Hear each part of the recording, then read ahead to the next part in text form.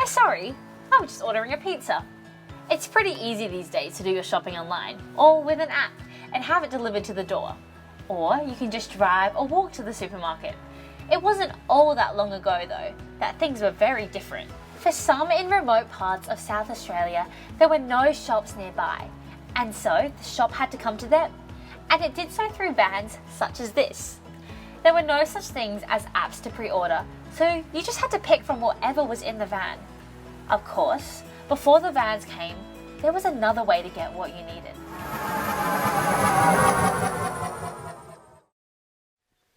I often think about the old ways, about my grandmother, and how her and her family got everything they needed from here, from our land. Have a look around. What do you see? So, what do I see? I see all kinds of food to eat and things to use to make clothes, as well as wadna, wadata, wiri, tipra. As far as I can see, there's something to eat. There's always something I can use. Hungry? Just over there's udlu, warchi, mayaka, uti, and that's just the start.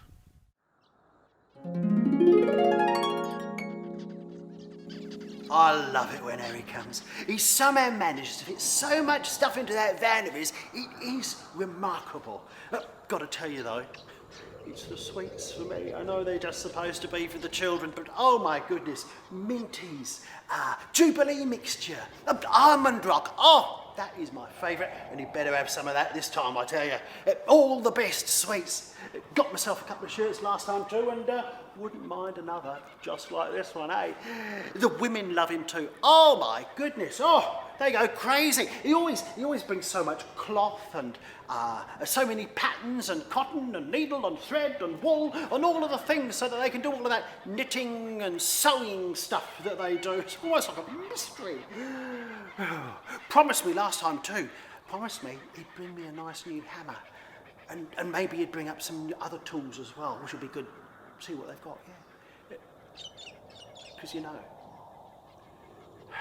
I've got to say, it is hard out here. Hard and lonely. There's often nothing much more than sheep and dust. Miles and miles of nothing. So you really rely on somebody like Harry to keep you connected, to bring you life's essentials. And he's due any time now, they reckon. Wait, can you hear that? That might be him now.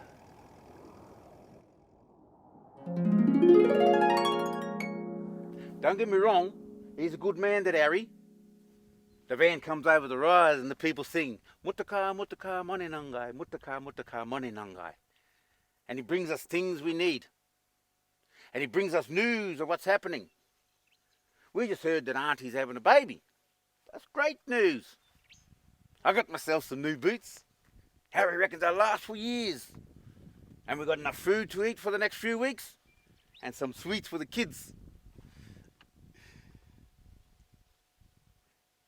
But people are forgetting the old ways. Stories are being lost.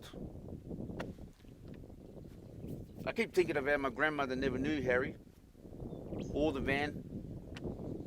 How we used to get all we need from the land. How everything was here. But things are different now. Times are changing.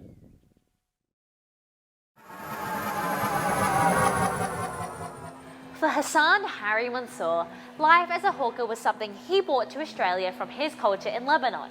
Beginning first with a horse and cart, it was only later that he changed to this van. The van could carry a greater variety of stock and visit towns more often. For some people, including adults, Harry's van was the first motor vehicle they ever saw. For many, he was the only regular visitor. His arrival brought news and gossip from along the track, so he helped people stay connected. On his trips, Harry would bring all manner of things. including pins, wool, cotton thread, needles, tools, clothing, tins of food, and sweets. Always sweets for the kids, and often the adults too. And while Harry was well known for having lots of different things, the only things you could shop for were whatever was able to fit into this van. Udnea people of course had survived and thrived for thousands of years without the need for travelling hawker vans like this. So as much as given individuals enjoyed meeting Harry, the need for his services was a reminder of what was being lost. That traditional ways of getting food and other supplies had been replaced within a generation.